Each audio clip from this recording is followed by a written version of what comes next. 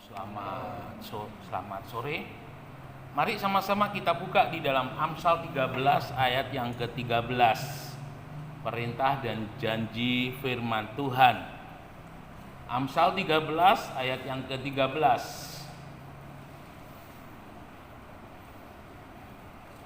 Siapa meremehkan firman, ia akan menanggung akibatnya. Tetapi siapa taat kepada perintah akan menerima balasan. Saudara sekalian yang dikasihi oleh Tuhan, kalau kita mau memperhatikan Alkitab kita dari Perjanjian Lama dan Perjanjian Baru, maka sebagian besar, kalau boleh dikatakan, merupakan isinya adalah perintah dan janji Tuhan. Saat bangsa Israel keluar dari Mesir dan mereka menetap di tanah perjanjian, satu hal yang Tuhan sampaikan kepada Musa adalah, "Aku akan menjadi Allahmu dan kamu akan menjadi umatku." Saudara-saudara, dari ayat ini jelas kita boleh sama-sama merenungkan bahwa ada sebuah standar, bahwa ada sebuah keinginan, bahwa ada sebuah hal yang harus dilakukan di dalam kehidupan kita adalah menjadi umat Tuhan. Ya, menjadi umat Tuhan adalah menjadi umat yang hidup seturut dan sekehendak Tuhan. Kalau kita warga negara Indonesia, maka kita harus tunduk dan taat kepada hukum Indonesia. Tetapi itu berbeda ketika kita berada di luar negeri, ya, umpamanya seperti pengalaman saya ke Yordania umpamanya. Maka saya harus tunduk dan taat di dalam hukum daripada pemerintah Yordania. Saudara yang dikasihi oleh Tuhan, kadang hal ini adalah menjadi sesuatu hal yang kurang disadari di dalam kehidupan orang percaya. Kadang orang percaya hidup tidak sebagai umatnya Tuhan. Kadang orang percaya hidup tidak sesuai dengan kehendaknya Tuhan.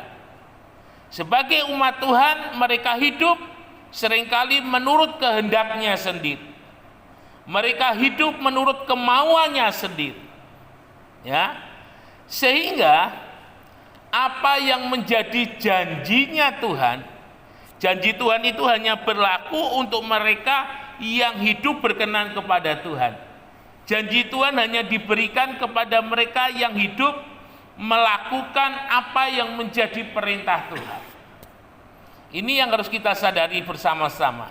Sehingga ketika kehidupan orang percaya, dia dalam posisi hidup yang tidak sesuai dengan kehendak Tuhan, dia sedang hidup tidak sesuai dengan perintahnya Tuhan, maka satu hal yang pasti, janji-janji firman Allah itu tidak lagi menyertai di dalam kehidupannya. Saudara yang dikasihi oleh Tuhan, kalau kembali kita mengingat akan kehidupan daripada Daud, ketika Tuhan sudah mulai tidak berkenan kepada Saul, dan Daud memerintahkan kepada Samuel untuk boleh mengurapi Daud menjadi raja.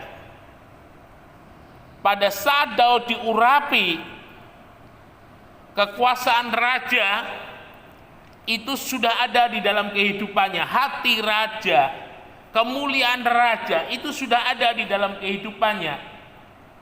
Tetapi kita melihat untuk menjadi raja secara hukum Israel, Daud harus menunggu beberapa tahun lamanya sampai ketika Saul mati.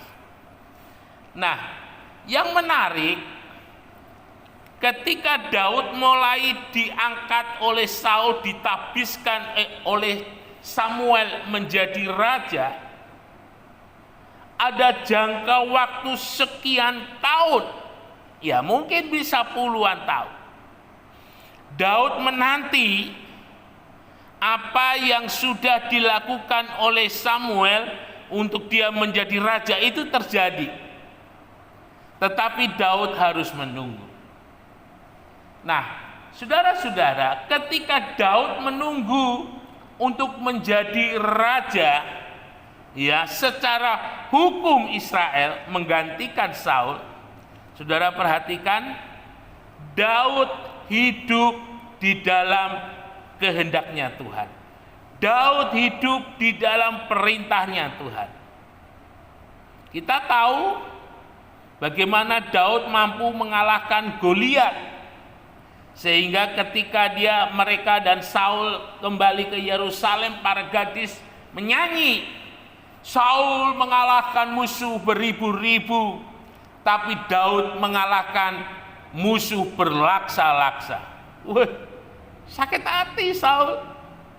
Dan ditambah dengan peristiwa-peristiwa yang lainnya, Saul begitu membenci Daud karena Daud selalu berhasil.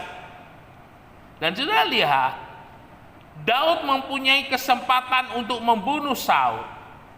Artinya ketika Daud membunuh Saul, maka pada saat itu Daud menjadi raja. Tetapi di sana berlaku bagi Daud yang pertama yang kita sama-sama boleh belajar. Daud berkata, aku tidak mau membunuh, mengganggu orang yang diurapi oleh Tuhan. Luar biasa. Ini sebuah prinsip hidup orang-orang yang hidupnya berkenan kepada Allah, bahwa firman Allah itu menjadi yang tertinggi di dalam hidupnya.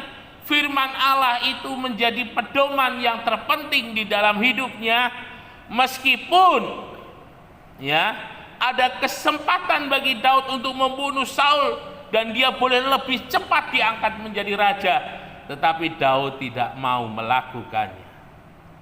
Yang berikut, Daud menunggu waktunya Tuhan. Kadang di dalam kehidupan kita sebagai orang yang percaya kepada Tuhan, kita tidak mempercayai Tuhan sepenuhnya. Artinya apa? Artinya seringkali kita mau waktu kita yang diutamakan, kehendak kita yang didahulukan, keinginan kita yang harus menjadi prioritas. Ya, padahal Tuhan lebih tahu untuk kehidupan kita waktunya Tuhan yang terbaik, saatnya Tuhan yang terbaik itu pasti akan diberikan di dalam kehidupan kita. Saudara sekalian yang dikasihi oleh Tuhan Yesus Kristus, ketika kita belajar bagaimana kita hidup di dalam kehendaknya Tuhan, kalau boleh saya katakan, seringkali kita jatuh bangun. Daud untuk menjadi orang yang hidupnya di dalam kehendaknya Tuhan, Daud jatuh bangun. Tetapi lihat, Daud ketika jatuh dan dia bangun, dia tidak meninggalkan Tuhan. Daud ketika jatuh kemudian dia bangun, dia kembali menata diri untuk dekat dengan Tuhan. Ini luar biasa sekali. Ya. Dan ini yang membuat Daud dengan segala peristiwa yang pernah terjadi di dalam kehidupannya sebagai seorang pezina, sebagai seorang pendosa, tetapi pada masa pemerintahan Daud itu bangsa Israel memiliki kekuasaan paling luas. Konon kekuasaan daripada bangsa Israel itu sampai ke Iran, satu negeri yang cukup jauh dari Israel, tetapi itu diberikan oleh Tuhan pada masa Daud memimpin Israel. Nah, ini menarik sekali, saudara. Hidup ini adalah belajar. Ya. Murid yang pintar ketika dia salah, dia belajar lagi untuk menjadi benar. Ya. Bukan ketika dia belajar lalu kemudian dia jatuh, dia gagal, dia tidak mau maju lagi. Nah, ini jangan terjadi di dalam kehidupan kita. Ketika kita mau hidup di dalam melakukan kehendaknya Tuhan, maka itu sebuah pembelajaran hidup. Kalau saya teringat ketika saya di Manado, pelayanan di Sulawesi Utara, setiap kali selesai ibadah, selesai pelayanan begitu, itu orang menyediakan makanan itu nggak satu macam, nggak 5 macam. Iya, itu satu meja itu penuh. Mulai kepala babi, kepala ikan, kepala ayam, itu ada di sana semua. Yang namanya sayur, yang namanya waduh, pokoknya kalau di Manado itu paling tidak 10 menu makanan keluar. Dan bagaimana bisa saya menikmati semuanya? Saya akan menikmatinya sedikit demi sedikit, satu demi satu, baru saya bisa merasakan semuanya. Saya ingat ketika di Bitung, ya, jemaat yang membawa makanan itu, mereka langsung membawa makanannya. Om, tolong om, makanannya dicoba. Ini masakan saya, ini masakan mama, ini enak sekali. Om, tolong om dicoba om. Ya. Dan saya coba semuanya, meskipun sedikit-sedikit saya coba semuanya. Dan itu nikmat sekali. Nah, ketika kita di dalam kehidupan kita, belajar dalam kehidupan kita ini, maka tidak satu peristiwa, tetapi ada banyak peristiwa yang Tuhan izinkan terjadi. Dan setiap peristiwa-peristiwa itu, kadang peristiwa itu baik, kadang peristiwa itu buruk. Tetapi ingat baik-baik, jangan pernah di dalam kehidupan kita untuk tidak hidup sesuai dengan firman Tuhan. Apapun yang terjadi, melakukan firman Tuhan itu harus menjadi sebuah standar yang paling tinggi yang harus kita lakukan. Coba kita mau melihat sejenak di dalam Injil Matius, Mazmur pasal yang pertama. Ini sebagai ayat yang favorit yang sering kali saya sampaikan. Mazmur pertama ayat 2 dan 3 di dalam terjemahan bahasa Indonesia masa kini. Tetapi yang suka melakukan perintah Tuhan dan merenungkannya siang dan malam, orang itu berhasil dalam segala usahanya. Kalau di dalam Roma 8:28, Allah turut bekerja dalam segala hal untuk mendatangkan kebaikan bagi mereka yang mengasihi Dia. Dan selanjutnya dalam ayat ini dikatakan, ia seperti pohon di tepi sungai yang berbuah pada musimnya dan tidak pernah layu daunnya. Saudara yang dikasihi oleh Tuhan, yang namanya pohon yang ditanam di tepi aliran sungai, maka pohon itu pernah mengalami yang namanya masa-masa terik, ya, masa-masa kemarau. Airnya tidak banyak, airnya sedikit. Tetapi kadang pohon ini juga mengalami yang namanya masa-masa musim hujan. Airnya melimpah. Ya. Dan dikatakan karena pohon ini selalu berada di tepi aliran sungai, apakah itu air sungainya dikit, air sungainya banyak, pohon itu terus ada di sana, dan itu yang membuat dia berbuah dan daunnya tidak pernah layu. Ketika kita diingatkan dengan kehidupan daripada Yusuf, maka kita boleh belajar satu peristiwa yang panjang, 13 tahun lebih kurang. Yusuf harus menanti apa yang sudah Tuhan janjikan di dalam kehidupannya melalui mimpinya, untuk dia menjadi seseorang yang lebih besar dari 11 saudaranya, seseorang yang lebih besar dari sanak keluarganya. Dan kita lihat Yusuf mengalami sebuah proses yang panjang 13 tahun itu. Ada air mata ketika dia dibuang di dalam sumur.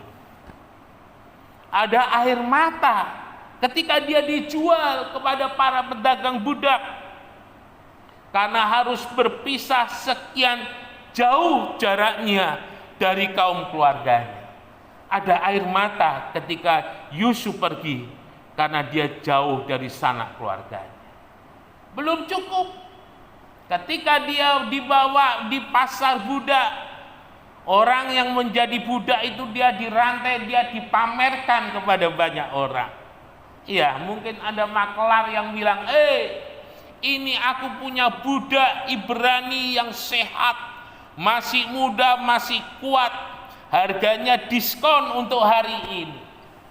Saudara bisa bayangkan orang yang merdeka, ya, tetapi saat itu hak-hak kebebasannya, hak-hak kemerdekaannya diambil, dikuasai oleh orang lain. Dan Yusuf menjadi budak daripada Potifar. Firman Tuhan katakan, Potifar juga mengakui Tuhan menyertai Yusuf, dan yang diperbuat apa saja, yang dikerjakan oleh Yusuf diberkati oleh Tuhan, dan itu menjadi berkat bagi Potifar. Saudara yang dikasihi oleh Tuhan, dari seorang budak yang hina, dari seorang budak yang mungkin tidak pernah ganti pakaian, mulai dari Kanaan sampai dibawa di pasar budak di Mesir, tetapi hari itu Yusuf mulai, ya kalau boleh saya katakan, dia punya beberapa style baju yang baru. Dan mungkin setiap pagi dan setiap sore dia bisa mandi, ya sabunnya mungkin pakai sabun Cleopatra mungkin. Ya, Daud mulai mencukur kalau ada jenggotnya, brewoknya, ya mulai dia mendandani, ya, sehingga dikatakan Yusuf ini adalah seorang yang elok parasnya. Saudara yang dikasihi oleh Tuhan, tetapi Tuhan izinkan Yusuf mengalami satu peristiwa. Karena keelokan parasnya membuat nyonya Potifar melihat Yusuf dengan hasrat yang lain. Ya, sehingga karena segala rayuan, mulai dari rayuan Pulau Kelapa sampai dengan rayuan Pulau Seribu sudah dinyanyikan oleh nyonya Potifar, tetapi Yusuf tidak goyah, Yusuf tidak tergoda. Dia pegang janji untuk melakukan firman Tuhan. Meskipun kadang diembel-embeli, mungkin Yusuf, kalau kamu mau sama aku, kamu mau aku belikan rumah, aku belikan mobil. Yusuf tidak goyah. Yusuf tetap memegang firman Tuhan.